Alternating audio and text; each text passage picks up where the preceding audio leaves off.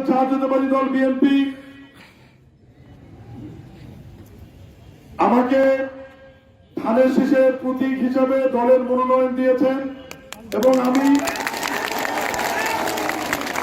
বিএনপির পক্ষ থেকে বিএনপির মনোনয়ন নিয়ে আমার মনোনয়ন পত্র দাখিল করেছে। এই জন্য মহান আল্লাহ দরবারে লক্ষ কোটি শুকরিয়া আদায় করি